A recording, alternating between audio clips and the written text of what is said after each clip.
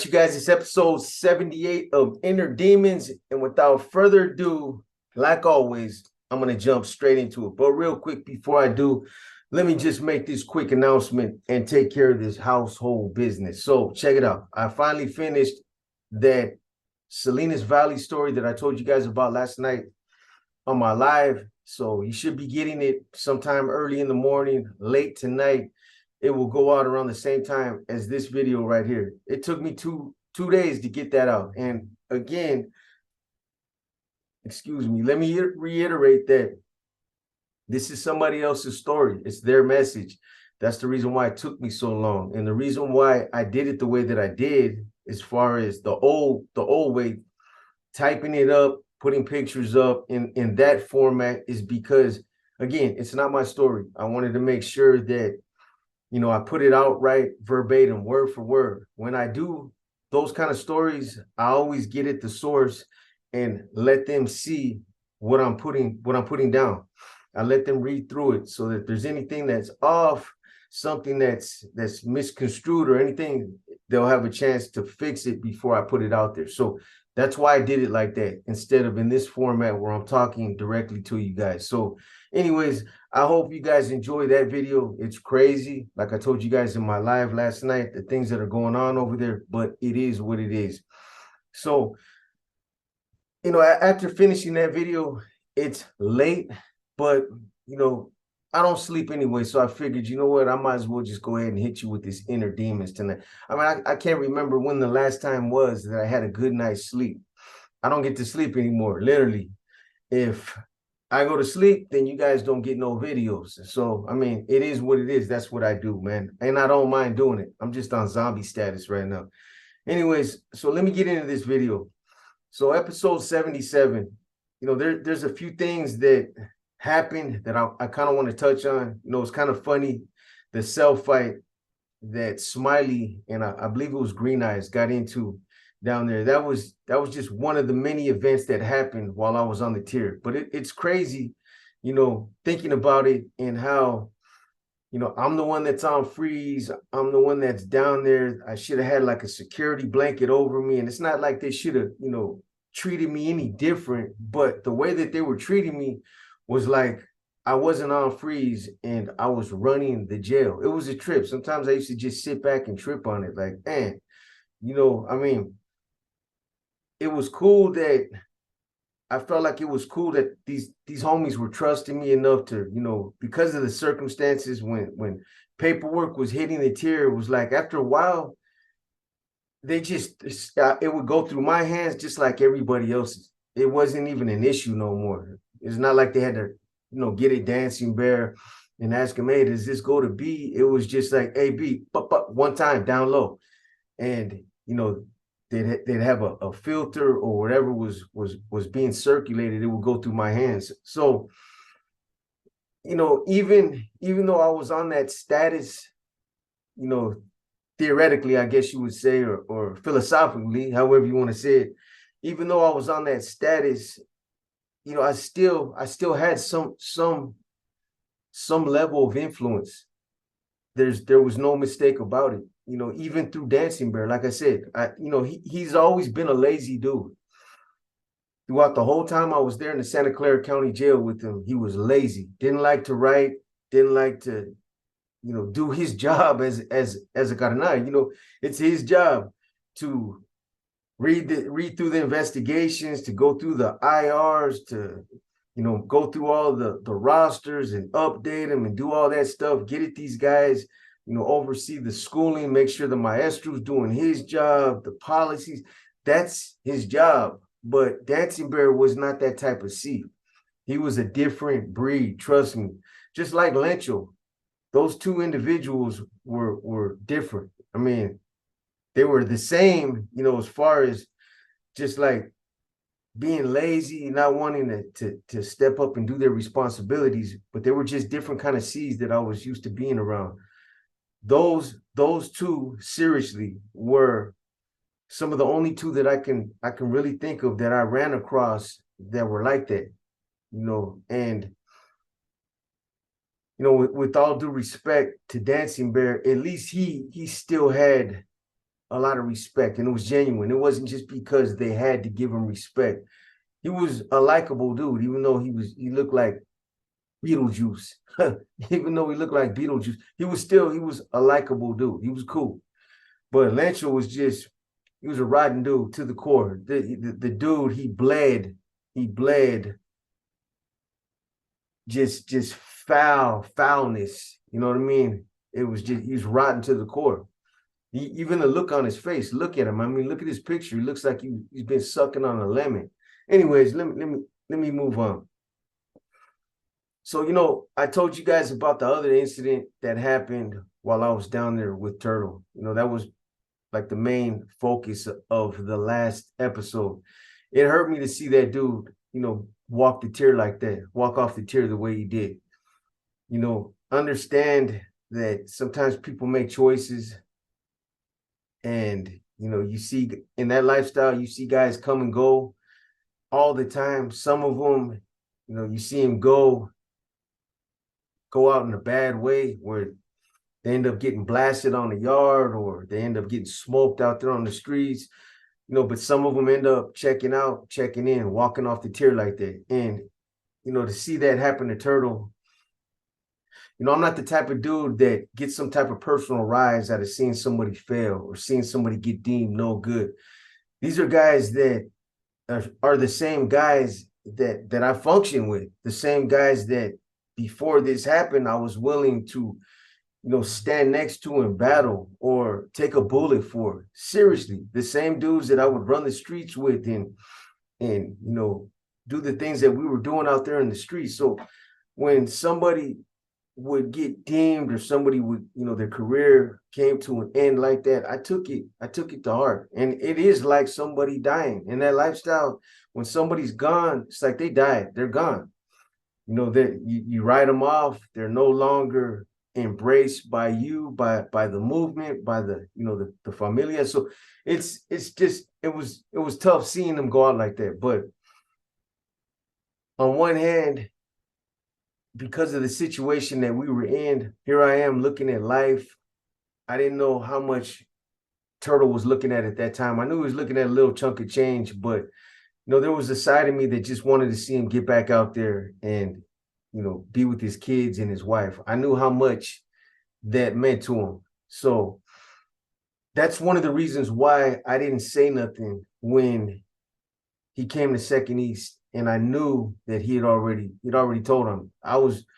Matter of fact, I was kind of worried about that paperwork getting disseminated through another lawyer, through somebody else, and them finding out about it. What was going to happen then? Because he was settled up with his cousin, Baby G.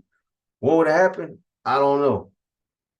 They were extremely close, but something tells me that, you know, him and Baby G probably would have ended up getting him up in the cell. Baby G would have had to make a tough choice, either blood or my career. He was getting ready to go away for a long time, so I don't know.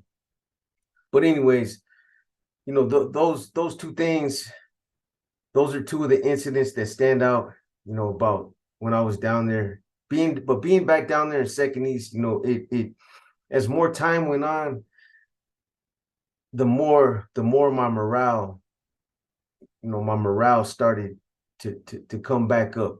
You know, it was tough being up there in Little Max. It was, you know, it was tough being in the observation cells, or being up there in Little Max and really not knowing the state of my status. You know, was something coming from the top? Did they really send word over here, you know, as far as like straight, did they bolt the doors on me? I didn't know. And again, you know, I couldn't communicate with nobody because I was burning up. I was hot. They were monitoring my mail, the phone. So, you know, my hands are tied at the same time. But anyways, being back on the tier with the fellas again, like I said, it was a morale booster.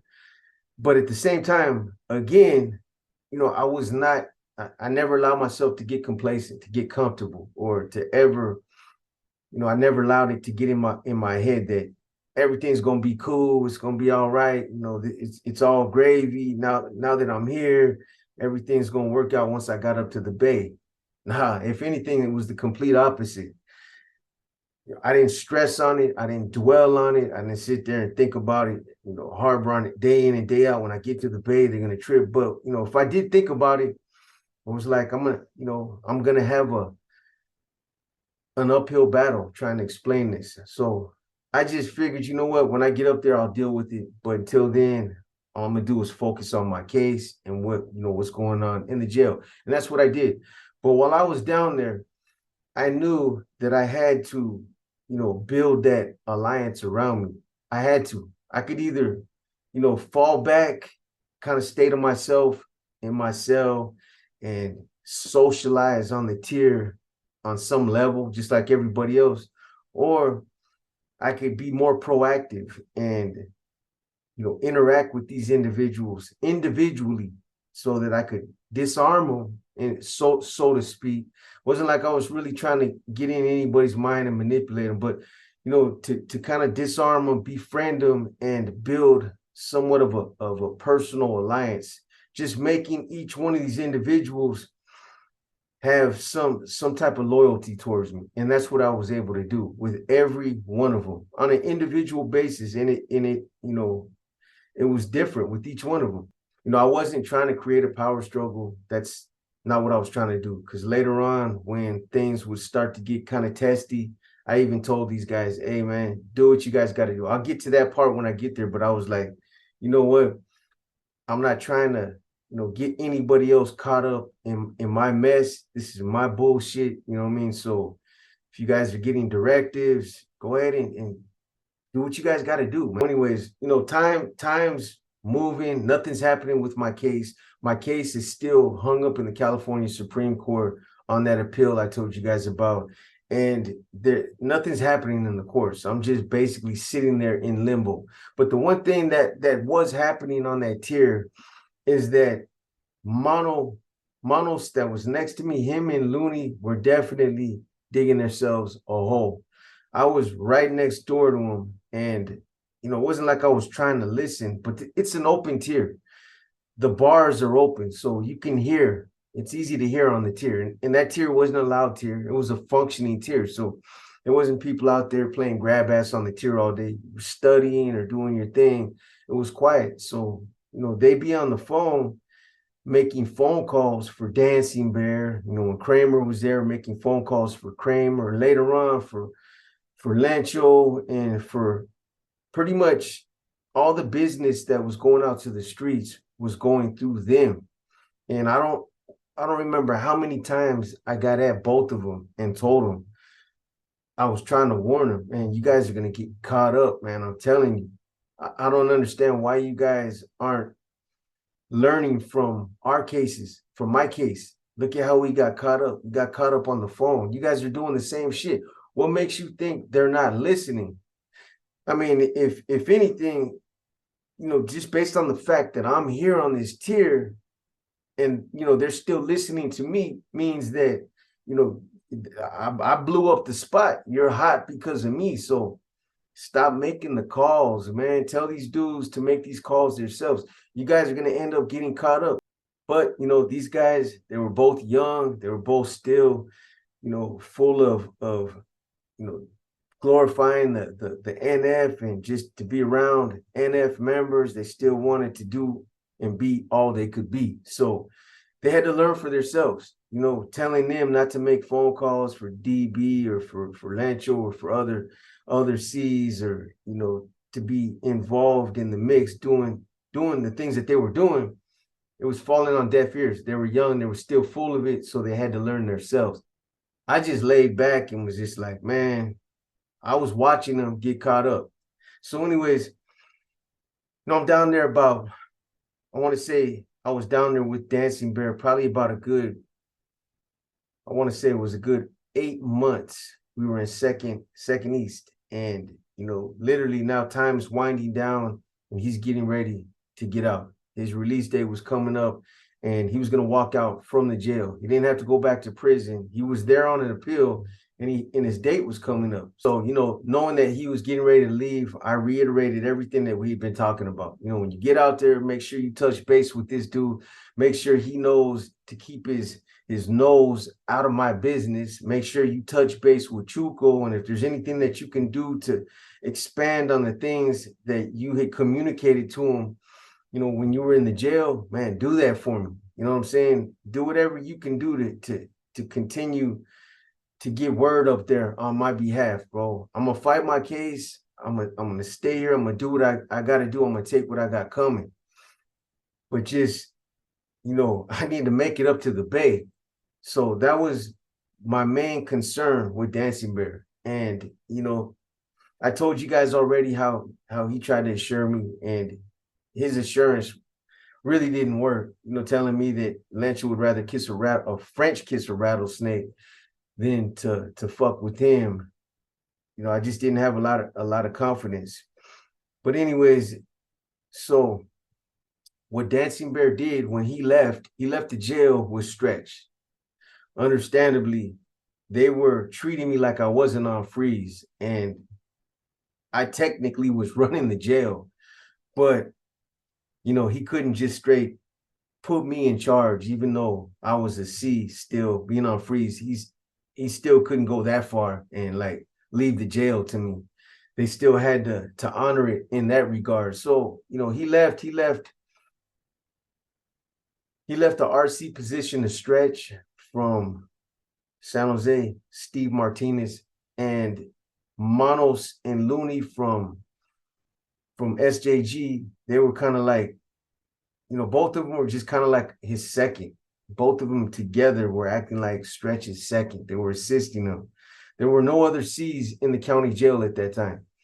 Me and Dancing Bear were the only two NF members there at that time. Well, let me take that back. Sykes from Goshen was a C. Like I said, Sykes from Goshen, he was a non-factor. He wasn't a leader. He didn't have leadership qualities about himself. I mean, he could lead if he was put in a position, but Sykes wasn't the kind of C that would pull up to a household and take charge, and represent himself as that kind of C. He would just fall back if he was delegated a position or if he was called upon to do something, then he would step up. But in the meantime, he just kind of stayed in the shadows. There were times that I forgot he was even a C because, I never really heard his name when I was there in the jail. He was on the 4th floor, but after he left Little Max, when all that shit happened down there, he was a non-factor in the jail. So anyways, Dancing Bear left those guys in those positions. Even though I had told Dancing Bear that I thought it was a bad idea to tell Stretch to defy Lencho, his C status, I thought he was setting him up for failure. Because Stretch was hermano, and Stretch didn't have no authority over Lencho. As much of a dirtbag as he was, it didn't matter. He was still a C. So for Dancing Bear to tell Stretch, I'm leaving you with these directives, and these directives are coming from me, and this is what I want you to do. Still, Lencho coming through, Stretch, he doesn't have authority over Lencho. So if Lencho wanted to just straight pull rank and just be like, shut up, you're stripped, done, there would be nothing that Stretch could say. But I really thought he was putting him in a bad situation, setting him up for failure. But none of that happened. None of that had to happen, so to speak. So Dancing Bear, he ends up getting out. He got out, and before he left, the dude looked like he wanted to cry. I bullshit you not.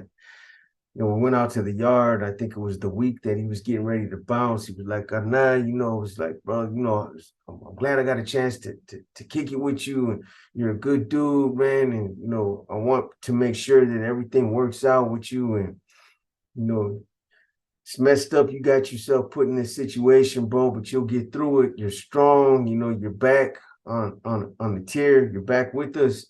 At least I was able to accomplish that for you, bro. So it was like, good luck, man. Good luck. I'll stay in touch, and don't worry about that fool. I got that taken care of. When I get out there, I'll be on top of that. So I was like, cool, man, I'll get at you. I'll give you a week or whatever. I'll tap in with you just to see if you were able to, touch base with that dude. So he ends up leaving from the county jail. He didn't parole, but his date came up and they cut him loose from the jail.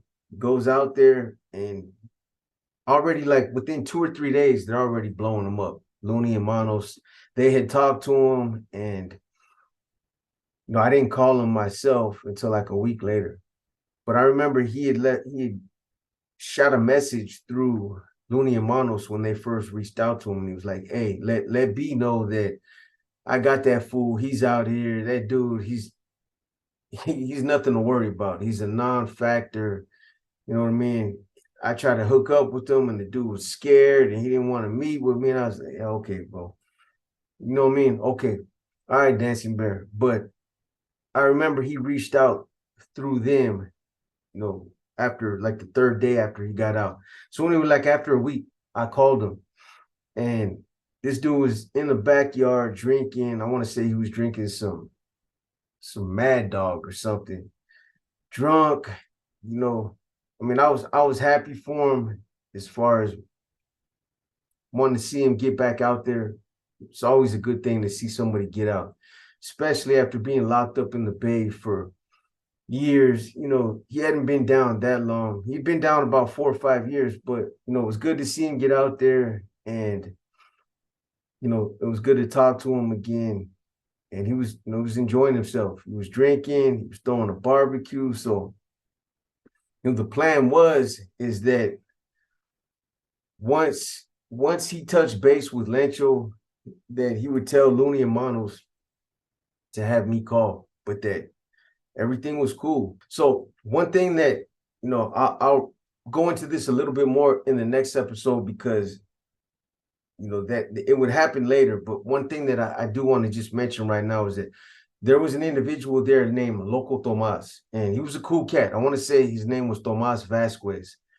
I'm pretty sure that's his last name. He was a cool cat. He was a cool dude. He was sold up with Baby G.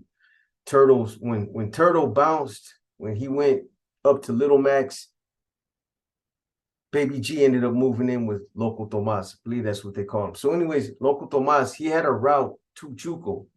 He was actually riding Chuco. So, he was somebody else that I clicked with on the tier. He was somebody else that knew about everybody knew my circumstances, but he was somebody that personally got involved. And he was like, B, I'm hollering at Chuco. He's like, I get at him like on a weekly basis. And, I got at him and told him that you're here with us and that everything's good, and that, I'm building you up like a king, bro. I mean, with regard to Chuco, it's like when he told me he was building me up like a king, it's like I didn't feel like I needed to impress upon Chuco anything. I didn't really know him as an individual, but Chuco was never really part of leadership. He got that position based on the fact that Corny and them left. I never knew anything about Chuco before the Brown Bob incident. I mean, I was aware that he was a C, but that was it. All of a sudden now he's in the position of a general, and it was self-appointed. But with all due respect to him, when Loco Tomas told me that I'm building you up like a king, I was like, hey, that's cool, bro. Just let him know that I'm focusing on my case, and when it's adjudicated, just tell him I'll be up there. You know what I mean? Within the next year or two, I would hope. At that point, I'd already been in that county jail close to 6-7 years. So it was good to know that Loco Tomas had a route to Chuco. I didn't know it. It's like one day we were chopping it up, and he just came out and said that. So that right there was an advantage, and I kept that in pocket. So anyways, after Dancing Bear left, I want to say it was about a week or two, they brought 3 or 4 homeboys down from the 4th floor, and 3 of them were part of my regiment on the streets. They were some homies that I really, cats that I liked. One in particular, and that was the one that, I had embraced when I was living on Impala, and, his girl was pregnant at that time. I was renting the apartment so that, he would be out there for the birth of his daughter. But anyways, he came down with his little buddy, another member of my regiment, Ron Reith, Shorty or Shorty. He came down, and the other youngster, he doesn't like to be mentioned, and that's cool. He's trying to fly up under the radar. He wants to maintain a low profile. So I told him I'd never put his picture out there or throw his name out there. He's got kids. He's doing his thing now. He's dropping babies left and right, but he's doing good for himself. So I keep him kind of out of the mix. Anyways, he came down, and it was like damn near my whole regiment was practically there in the jail. So after these guys moved down there, they hit the tier. It was around that same time all this stuff started happening. Lencho ends up in the jail. I hear that he's there the same day he got there. I want to say he was still downstairs in the holding tanks. When he hit that jail, we found out about it. One of the COs that was working the tier came up and was like, "Hey, whoa. I'm telling you, the COs, they're the ones that circulate all the rumors or the gossip or what's happening in the jail." But we found out he was there. So, when I heard he was there, I was like, well, here we go. Let the games begin. I yelled down the stretch, and I'm like, "Hey, bro, here we go." And he was like, "Yeah." He's like, "Fuck." He's like, "Man, I hope they put that fool up there on the 4th floor and they don't stick him down here." I was like, "Fuck, let him stick him down there." You know what I mean? Let him put him down. Matter of fact, he could move in my cell. I was single cell at that time. Second East was double man cells. You could have cellies down there, but at that time I didn't have a cellie, and I didn't even know if they would give me one because of even though they had put me back on an active tier, they were still being cautious about what was going on, and they were waiting to see if something was going to happen. So anyways, I remember him hitting the jail with another cat. I can't remember his name right now, from VSJ. He came in, Frank Ruiz. I want to say his name was Joker. I'm pretty sure it was Joker. So he came in, and then you had another NF member by the name of Marco Sabundis. They called him Weddle. And they were all co-defendants. You guys kind of already should know the story. These guys, they got caught up. Another YouTube channel. This is the reason why they got caught up. You guys should already know that story, but that's why he ended up hitting the jail. So they got caught up. All 3 of them were co-defendants, and they were I want to say all 3 of them ended up hitting the 4th floor. That's where they initially landed. So anyways, they're in the jail, and anyways, after the first week that Lencho was there, I knew it'd probably take about a good 3 weeks before that fool started, trying to run his little weak, watered down game. So, I was right. After he got there, and after he got after he got grounded up on the 4th floor, it didn't take long before he started sending, one times down there to Second East. And he was basically trying to ask Stretch to move down there. His thing was like, "Hey, I'm up here on the 4th floor. It's fucked up here. And you guys try to get me down there. I know he has a lot of influence. So you and B start pushing for me." But, on one hand, he was trying to act like everything was cool. But at the same time, Looney and Manos used to tell me everything. So I remember going out to yard with them one time, and they had told me, they were like, "Hey, B," it was like, "Oh boy, man, he's not pushing that line against you, but you can tell he's being negative. Just the things that he's saying, the references he's making towards you." When I heard that, I knew that was classic Lencho. I'm like, that's what Lencho does. He's gonna do that as long as he's over there on the 4th floor. That's what he's gonna do. But I guarantee you, if he was to come over here to Second East, he'd act like he was my best friend. But that's what Lencho does. He'll act like a tough guy, or he'll get super active from a long distance. He's right there with you. He won't say nothing. He's not gonna say nothing. He'll act like he's your best friend. That's how he is. He's scared of the drama. He don't want no smoke. Look what he did when he was in Quentin. When I left Quentin, I told you guys about earlier on in an episode. You're probably talking about what we at episode 78, maybe it's like episode 30 or something. When I was over there in San Quentin, and you had Lucky Mendoza from San Jose. And I had told Lucky that I would never let nothing happen to him as long as I was there, because I knew that the green light that they were trying to put on him was personal, because, you know, Skip had an issue with him because he was fucking around with a female named Mommy, and she used to be with Pony, and Pony Boy was Skip's boy. And it was, so I had Lucky's back. He was there, he had life, and you know, he came out, he told me everything that happened with that situation, and it was personal. It was all personal. And even though Skip, you know, was sending directives over there telling me to whack this dude, I wasn't gonna do it, because I knew that it was all personal, and I was willing to stand on that for Lucky.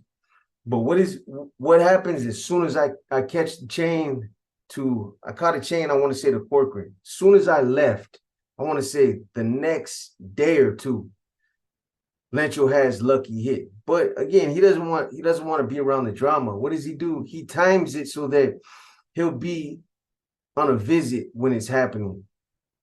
He went to Yard that day knowing that he was going to have a visit. He told them, you know, don't do nothing until they call me for my visit. Once I'm over there and, you know, I'm at my visit, then you guys go ahead and chop this fool up. And that's what he did. He had Willow, and I want to say it was Tops from Richmond. He had him slice Lucky up. So anyways, when I heard about it, what Lencho was doing, I was like, I told Looney and Manos, man, fuck that dude. It's all good. That's exactly what he's going to do. You know, as long as he stays on that fourth floor, he's going to act the way he's acting. He's going to throw lugs and talk that shit. But I tell you right now, I told both of them, it's like, I guarantee you that he'll eventually come down here. We'll get him down here. But I promise you that when he gets down here on this tier, he'll act like he's my best friend. Not only that, right? I'm supposed to be on freeze, and he's got all this negative shit to say about me, but I promise you that when he hits the tier, all the filters, everything that's going on in the jail, he'll send it all to me. And you know, that's just how Lencho is. I told him that. I told him, mark my words, watch. When he comes down here, that's exactly what's gonna happen. So, anyways, it's late. Like I said, it's late. I wanted to get a quick one in for you guys. I know you're probably like, oh man, man, you know what I mean? That's, what was it, 20, 30 minutes? I don't know, but I wanted to at least get a quick one out to you guys. The next one will be a banger. I got a banger coming out for you guys tomorrow, the Mexican Mafia video with Chavo and Alfie. It's another good one. It's got a cold twist, a cold plot. I'll get that out to you guys tomorrow. At least I won't be bogged down with 2 or 3 videos. I might get an Inner Demons out tomorrow, because there's, you know, the next part of this, it's something I want to get into. So we'll see what happens. Tomorrow's Thursday. I don't know if I'm going to run that raffle this Saturday. It's probably going to be next Saturday. If you guys want to get in that raffle, again, I'm doing 3 pairs of Jordans. Start putting your tickets in now. It's $3 a ticket, unlimited amount of tickets, preferably through Venmo or Cash App. The Cash App is Big Bank Takes Little Bank.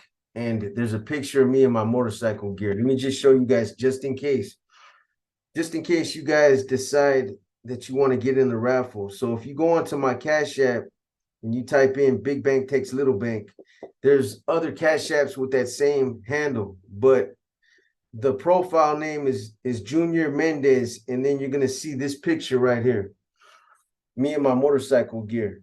That's what you're going to see on there. So that's the Cash App. The Venmo is John/Mendoza/50. That's the Venmo. So again, it's $3 for each ticket, each buy-in. You can buy as many as you want. I'm doing 3 pairs of Jordans. They're 12.5 and 13s. But if you win and you don't wear 12.5 or 13, again, all you got to do is say, hey, B, I won. I'm the one that won, but I'm a size 10. Then I will get you a size 10. I'll buy you a size 10, and we'll get you a size 10. If you're female and you know you win and you want pink shoes, that's cool too. If you want shoes for your kids, just get at me. You guys get at me if you win, but you gotta put a ticket in first. And we're gonna be doing that weight set as well. That's for people that live by Stockton. That's not gonna get shipped out. So if you want to get in that raffle, we're doing that too. Again, let me put out one more SOS. If there's any of you out there that are willing to share some Mexican Mafia stories, some bangers, go ahead and tap in with me through my email, boxerparadigm@gmail.com. Tap in with me, share the story with me, and I'll look out for you for your time and for sharing the story. You will remain anonymous. You're not going to tell the story. You're going to relay it to me, and I'm going to put it out there. So if you guys got good stories about, Mexican Mafia members that you've done time with, or situations that you knew about in the LA County Jail or out there on the streets, or, some good stories about bulldogs, I know a lot of people like to hear those stories as well. Tap in with me either on my IG or the email that I gave you guys. Again, that's boxerparadigm@gmail.com. With that being said, once again, this is episode 78 of Inner Demons. You guys will get these 2 videos out in the morning. Look for that other video tomorrow, the Mexican Mafia video with Chavo and Artie from Happy Valley? I believe so.